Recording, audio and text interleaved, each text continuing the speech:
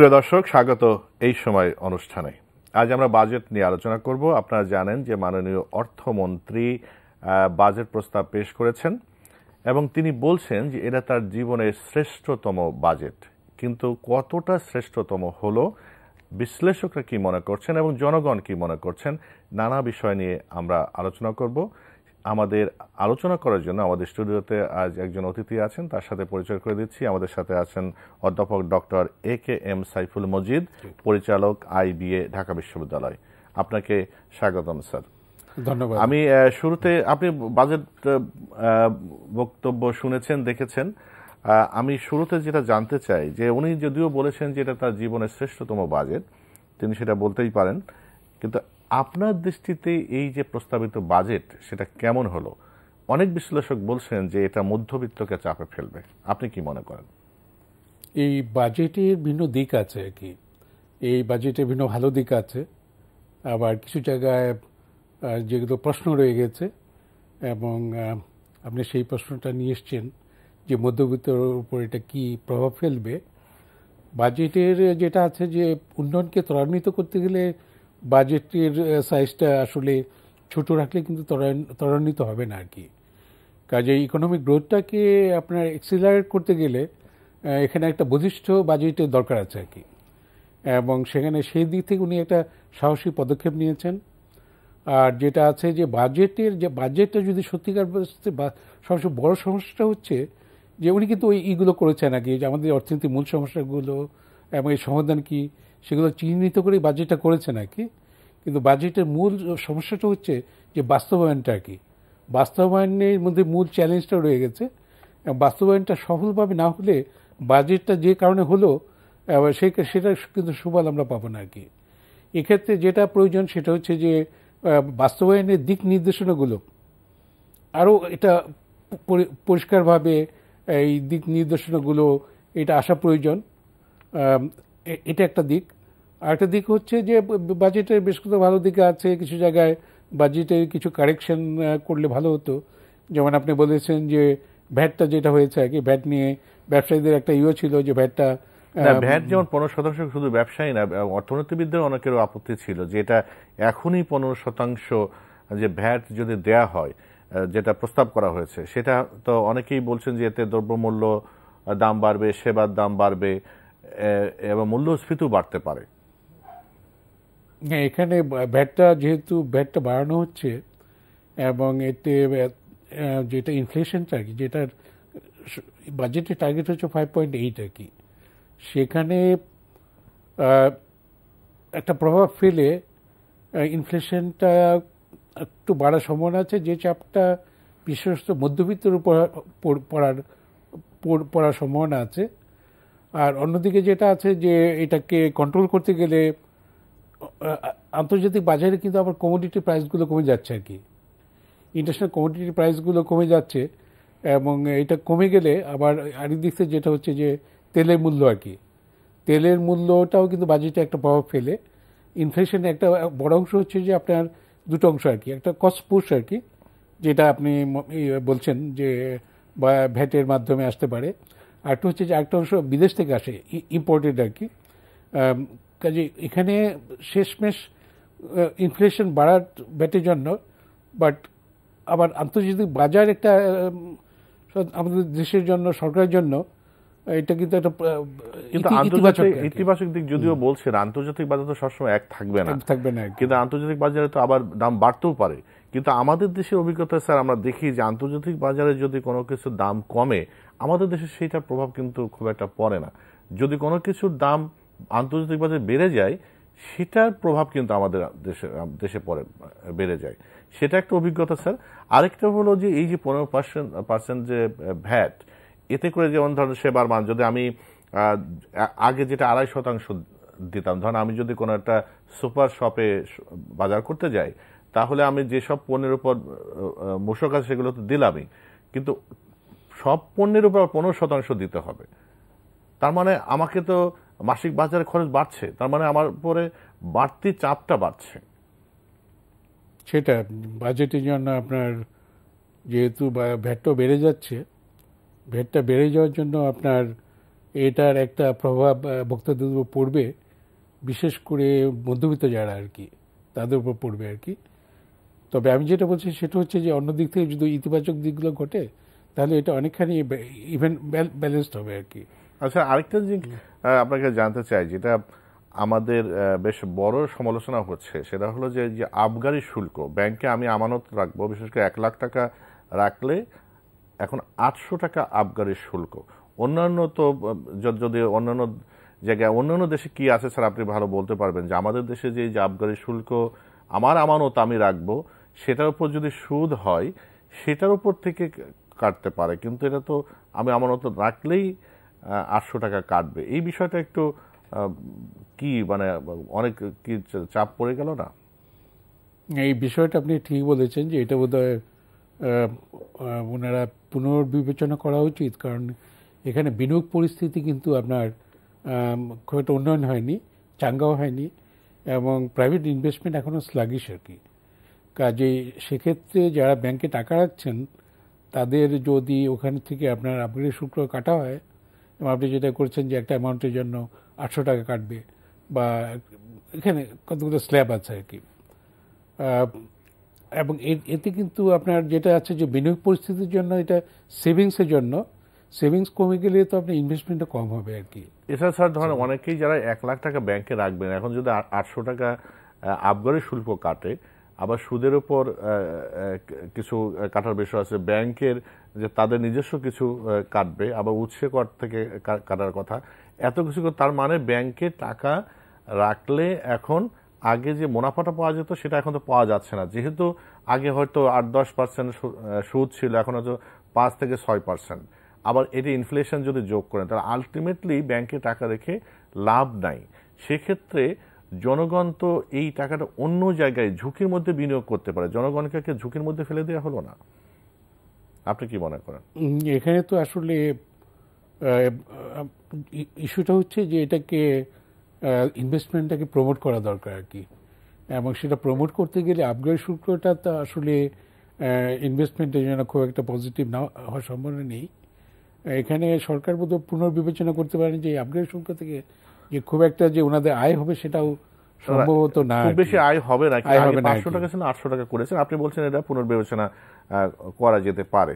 আরেকটা জিনিস স্যার আপনার কাছে জানতে চাই, যেটা আপনি বিনিয়োগ পরিস্থিতির কথা বলছিলেন, দেশে বিনিয়োগ স্থবিরতা চলছে অনেকে বলেন, তাহলে বিনিয়োগ পরিস্থিতি এই যে বাজেটের ফলে যেসব দিক নির্দেশনা দেওয়া হয়েছে, প্রকল্পের কথা বলা হয়েছে, আপনার কি মনে হয় যে বিনিয়োগ বাড়ার জন্য যথেষ্ট দিক নির্দেশনা বা নীতি নির্দেশনা দেওয়া হয়েছে?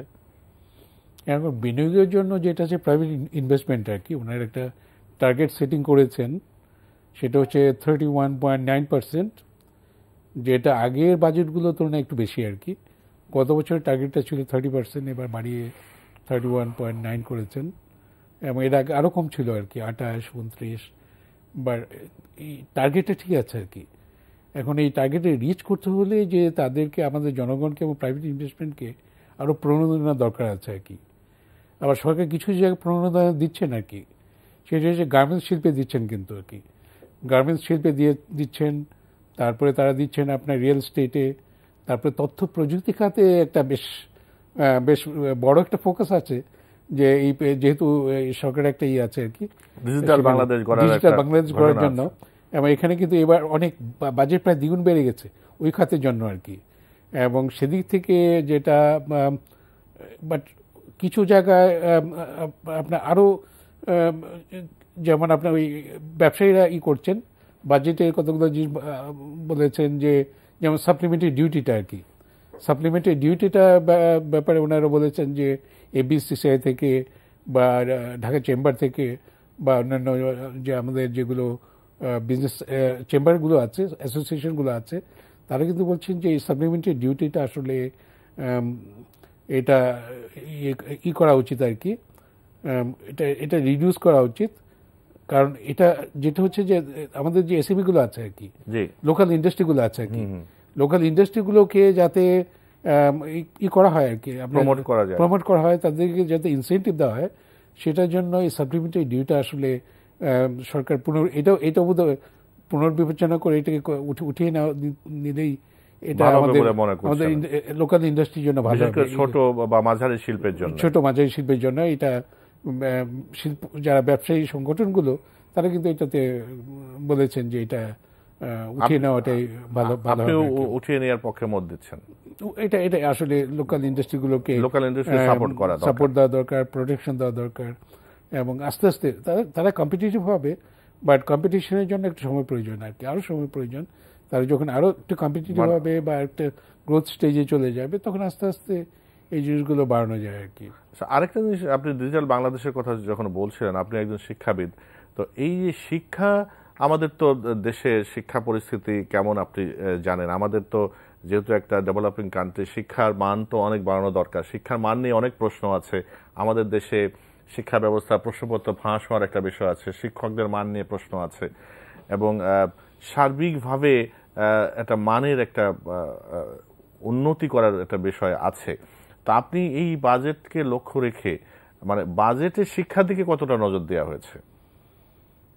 সামগ্রিকভাবে শিক্ষা ক্ষেত্রে কিন্তু এবার যেটা আছে অ্যালোকেশন বাড়ানো হয়েছে, এবং যেটা শিক্ষা খাতে এবং টেকনোলজিতে আর কি প্রায় 16.4% অফ দ্য টোটাল অ্যালোকেশন আর কি আউটলে, সেটা বাড়ানো হয়েছে। কিন্তু এখানে জিনিসটা হচ্ছে যে মনে করেন যে আমরা যদি মনে করি যে বাংলাদেশের শিক্ষাতে কিন্তু বিগত 15 বছর ধরে বা তার আগে থেকেই শিক্ষাতে বিনিয়োগটা অত্যন্ত বেশ কম, প্রায় এটা স্ট্যাগনেট করছে 2%-এর কাছাকাছি আর কি।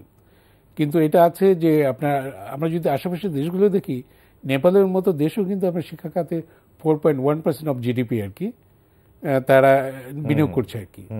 ইন্ডিয়াতে করছে অলমোস্ট 4%, 3.9 আর কি। আর যেটা আছে, আমি আশেপাশের দেশের কথা বলছি, পাকিস্তান কিন্তু বেশি আর কি আমাদের থেকে, খুব বেশি না, অল্প বেশি। কিন্তু আমাদের দেশে আর কি এই সার্ক কান্ট্রির মধ্যে বাংলাদেশে দেখা যায় যে শিক্ষা খাতে সবচেয়ে বরাদ্দটা সবচেয়ে কম আর কি। এবং ইউনেস্কো এবং ঢাকার একটা সম্মেলন হয়েছিল 2000 সালে আর কি, ঢাকারে আর কি, এবং সেখানে বলা হয়েছিল যে মিনিমাম 6% অফ জিডিপি শিক্ষা খাতে এটা দীর্ঘমেয়াদী ভিত্তিতে বিনিয়োগ করা উচিত, এবং বাজেটের মিনিমাম 20% আর কি। এখন আমাদের কত, এবার বাজেটে কত পার্সেন্ট করা হয়? এখানে 2.2 আর কি, খুবই কম, 2.2। কিন্তু এর মধ্যে স্যার বাজেটের টোটাল বরাদ্দ তো আমরা যদি দেখি, এর মধ্যে দেখে বেতন ভাতায় তো অনেক চলে যায়। তাহলে শিক্ষা উন্নয়নে কেমন বরাদ্দ আছে বলে মনে করেন, বা কি করা উচিত? হ্যাঁ, মানে সরকার বরাদ্দ বাড়িয়েছে, আগে 2% ছিল, আস্তে আস্তে বেড়ে 2.2 হয়েছে, এবং প্রযুক্তিতে বেশ একটা আছে, ফোকাস আছে, বাড়িয়েছে। শিক্ষা প্রযুক্তি তো পাশাপাশি স্যার, কিন্তু শিক্ষিত না হলে প্রযুক্তি ব্যবহার করবে কিভাবে? সেটা ভালো বলেছেন, খুব চমৎকার একটা কথা বলেছেন আর কি, যে আগে তো বেসিক ইচ্ছা থাকতে হবে আর কি, শিক্ষাটা থাকতে হবে। আর মানব সম্পদ উন্নয়নের জন্য এটা কিন্তু একটা বিশাল একটা প্রয়োজন আর কি, যে বরাদ্দটা শিক্ষা খাতে না হলে দীর্ঘ মেয়াদী ভিত্তিতে কিন্তু উন্নয়নের যেটা হিউম্যান ক্যাপিটাল ফরমেশন আর কি, এখন তো উন্নয়ন চিন্তা বদলে গেছে আর কি। এবং হিউম্যান ক্যাপিটাল ফরমেশন হচ্ছে আপনার উন্নয়নের হচ্ছে একেবারে মূল স্তম্ভ। কাজে এখানে যেটা আছে যে শিক্ষা খাতে আপনি যে প্রশ্নটি করেছেন, এখানে উন্নয়নের জন্য খুব টাকা থাকবে না আর কি, কারণ এখানে মূল বরাদ্দর একটা বড় অংশ চলে যাবে আপনার রেভিনিউ খাতে আর কি, এবং মেনলি স্যালারি এগুলোতে চলে যাবে। কাজেই যেটা আছে যে আপনার উন্নয়নে শিক্ষাতে এই বাজেট এবং পরবর্তী বাজেটগুলোতে বরাদ্দ বাড়ানো দরকার, অনেক বাড়ানো দরকার। কারণ আমাদের তো ওই যেটা কোয়ালিটেটিভ যে গ্রোথটা আর কি এডুকেশনের প্রত্যেকটা লেভেলে আর কি, প্রাইমারি থেকে আরম্ভ করে একেবারে উচ্চশিক্ষার সর্বশেষ পর্যায় পর্যন্ত। আমরা গবেষণা বিশ্ববিদ্যালয়ের, আপনি শিক্ষক, গবেষণার ক্ষেত্রে আমরা দেখি যে খুব একটা বরাদ্দ থাকে না। কারণ আমরা যদি উন্নত বিশ্বের চিন্তা করি, মানে আমরা মধ্যম উচ্চ মধ্যম আয়ের দেশে যেতে চাই, তাহলে আমাদের হিউম্যান ক্যাপিটালের কথা যেটা বলছিলেন, সেটা যদি আমরা না তৈরি করতে পারি এবং সেটার পিছনে যদি বিনিয়োগ আমরা না করি, তাহলে তো আমরা অনেক পিছিয়ে যাব না। এখন যেভাবে দেশ এগিয়ে যাচ্ছে সেই তুলনায় তো আমরা পা রেখে আমাদের চলতে হবে। আপনি ঠিকই বলেছেন যে এখানে বরাদ্দটা বাড়িয়েছে, কিন্তু আরো বাড়ানো প্রয়োজন আর কি। এবং এটা মানে বিগত 15 বছর ধরেই বা আরো আগের সময় থেকেই শিক্ষা খাতটা যথেষ্ট গুরুত্ব পায়নি আর কি। এবং দেশের সামগ্রিক উন্নয়নের জন্য উন্নয়নকে ত্বরান্বিত করতে গেলে, যেমন আমি সাউথ কোরিয়ার কথা বলি আর কি, সাউথ কোরিয়া কিন্তু শিক্ষাতে এত ব্যয় করেছে যে অল্প সময়ের মধ্যে আর কি তারা অলমোস্ট মোর দেন 20% জিডিপির এখানে ব্যয় করা শুরু করেছিল। আমরা টেকনোলজিতে অনেক উন্নত দেখি, ডিজিটাল বাংলাদেশের কথা সরকার যে বলছে, আমরা কিন্তু অনেক এক্সাম্পল সাউথ কোরিয়া থেকে নিতে পারি যে তারা কিন্তু ডিজিটালি অনেক উন্নয়ন ঘটেছে। তারা শিক্ষায় যেমন বিনিয়োগ করেছে, ডিজিটাল মানে টেকনোলজিতেও তারা বিনিয়োগ করেছে। আমরা শেষ পর্যায়ের দিকে চলে এসেছি। আমরা শুরুতে যেমন বলছিলেন যে বড় বাজেট না হলে উন্নয়ন ত্বরান্বিত হয় না, উনি সেদিকে দৃষ্টি রেখে করেছেন। কিন্তু আমাদের যেটা আয় ব্যয়ের হিসাব যদি ধরি, আমরা বাজেটে বড় করা হয়েছে, কিন্তু বাজেটে যে ইনকাম, যে আয়টা আর ব্যয়, সেটা ব্যয়ের টাকা কোত্থেকে আসবে সেটার হিসাবে মানে যেটা দেখানো হয়েছে, বিশেষ করে আপনার বৈদেশিক ঋণ থেকে আসবে, সেটা কিভাবে আমরা এই মনে করেন যে এই সক্ষমতাটা আছে কেমন, খুব সংক্ষেপে যদি বলেন।